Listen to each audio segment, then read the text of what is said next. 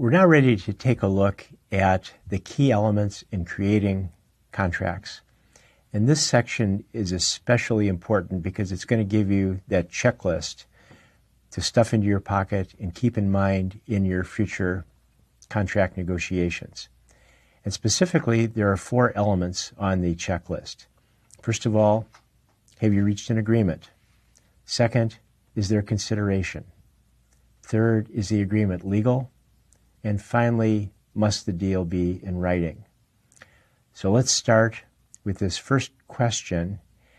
To a large extent, answering this question can be common sense. Did one side make an offer? Did the other side accept the offer? For instance, try your common sense on this scenario. And by the way, this section in general is going to be a test of your analytical ability. I'll try to give you several case examples and see how your logical skills match those of the court making a decision. So here's the scenario. This happens to be based on a Chinese case, not precisely. I've made up a couple of facts, but loosely. So on Monday, a store offers to buy TVs from a manufacturer. Delivery of the TVs are to be made to the store. On Wednesday, the manufacturer accepts the offer, but tells the store you have to pick up the TVs at our plant. On Friday, the store says, okay, we'll pick up the TVs at the plant. But then, after this series of communications, the price of TVs drops and the store no longer wants to go through with the contract or the agreement, if it is a contract. So that's my question to you. Actually, 2 questions. If you have a pencil and paper handy, the first question is there a contract here when the manufacturer sues the store? And second, if there is a contract, when was the contract made? Monday, Wednesday, or Friday? So please write down your answer. And again, I don't think you have to have a great knowledge of law to answer a problem like this. I think you can use common sense. The answer is that, yes, there is a contract. There was an offer by the store. There was an acceptance by the manufacturer. But then a little bit tougher question is, when did the acceptance occur? Wednesday or Friday? And the answer to that question is Friday, because the Wednesday communication from the manufacturer was not an acceptance because they changed the terms of the offer.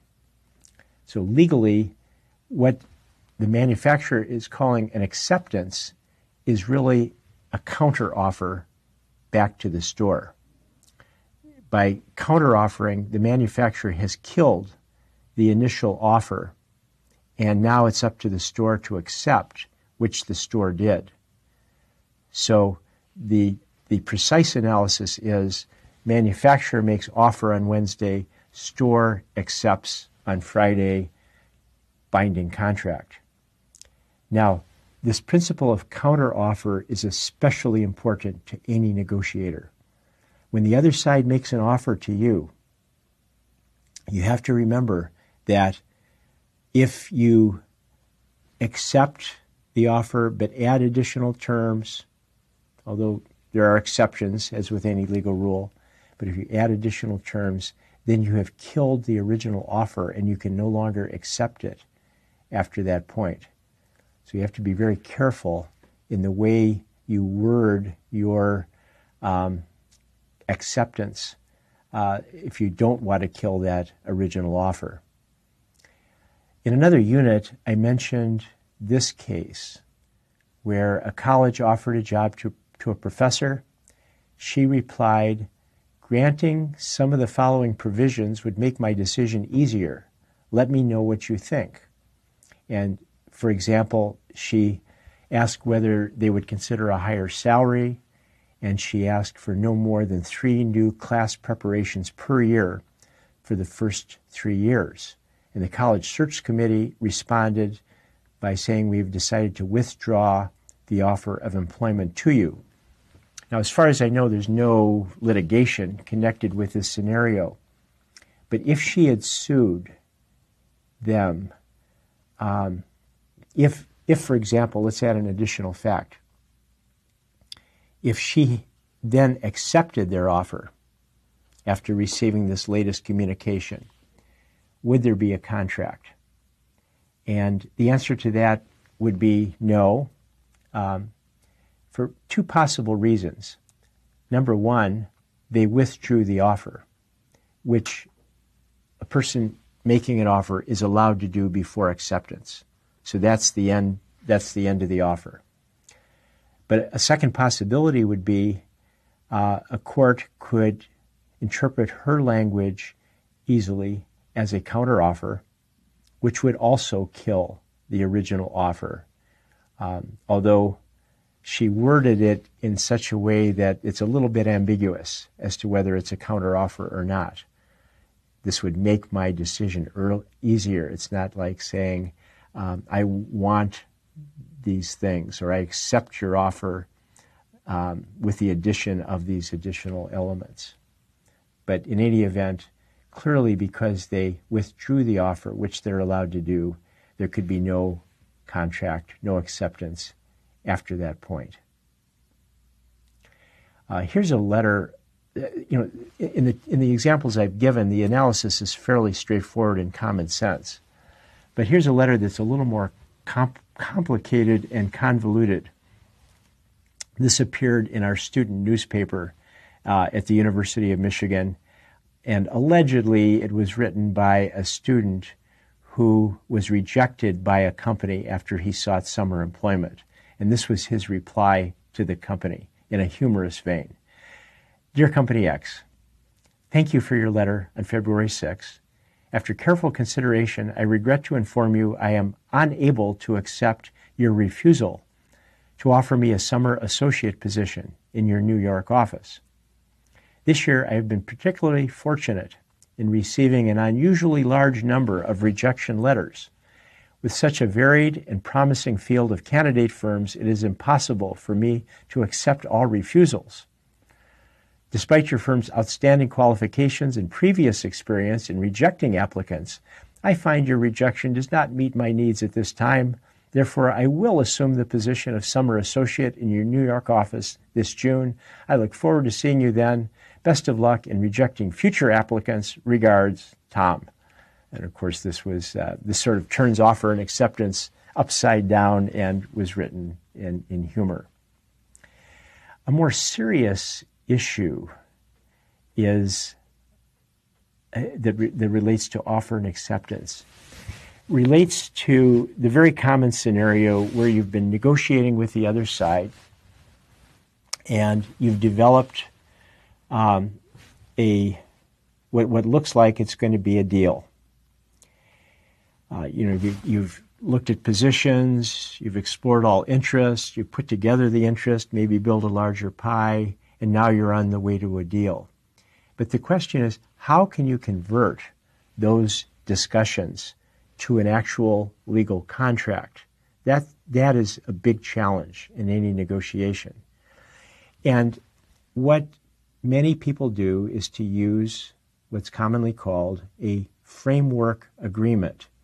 You start to put together an agreement, a skeleton agreement, and then gradually you fill in the missing pieces. And these framework agreements go by a variety of names.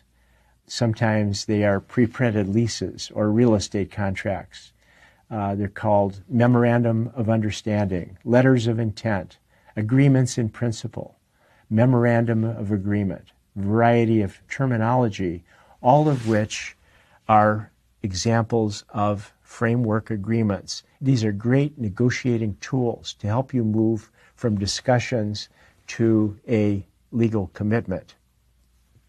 The challenge, however, is that at some point, as you complete this framework agreement, you cross a line from a negotiating tool to an actual binding contract. And a fairly dramatic example of that occurred several years ago, where we have Pennzoil negotiating with Getty Oil to acquire Getty Oil, and they developed a framework agreement called a Memorandum of Agreement. Now, after they developed this agreement, another oil company, Texaco, decided that it was interested in Getty Oil. So Texaco enters the picture, negotiates with Getty Oil, and is successful in acquiring Getty Oil. Now, at that point, Pennzoil says, wait a minute, Texaco. Our Memorandum of Agreement was more than just a framework agreement. It was more than just a negotiating tool. It was actually a binding contract. And you interfered with our contract, and therefore you owe us damages. So Pennzoil sued Texaco. Of course, they could have sued Getty Oil too, but Getty Oil was part of Texaco. Won the lawsuit, and Pennzoil was awarded damages of $10.5 billion. At that point, Texaco said, wait a minute, we don't have that much money in our checking account, and Texaco declared bankruptcy. So a misunderstanding about whether this agreement was a negotiating tool or a binding contract resulted in this huge loss to Texaco. In bankruptcy, Texaco was able to reduce its loss to, quote, only $3 billion. But still, it was a huge financial hit for Texaco. Pennzoil, in this case, made a fairly unique move. Rather than hiring corporate lawyers to try the case, they hired a famous personal injury lawyer named Joe Jamail. And of course, he was successful in the case, and this is a report on his success. The Pennzoil verdict remains the largest verdict upheld on appeal in legal history. The case later settled for $3.3 billion, and Jamail's personal take was over $400 million. According to Jamail, we celebrated that night at my house by eating hamburgers and drinking beer. I've still got the $3 billion deposit slip on my wall. That year, Jamail made more than Michael Jackson, Steven Spielberg, Bill Cosby, and Eddie Murphy combined. One last question that's very important to this discussion of framework agreements, and that is there a practical tool you can use to avoid the risk that a court will consider what you think is a negotiating tool as a contract? And of course, the answer to that is yes, and it's a very simple solution. When you're using framework agreements as negotiating tools, simply write at the top that this is only a negotiating tool and is not intended as a binding contract until you agree that it is a contract. That way you should be protected from the risk of locking yourself into a contract before you intend to. So that concludes our look at whether an agreement has been formed.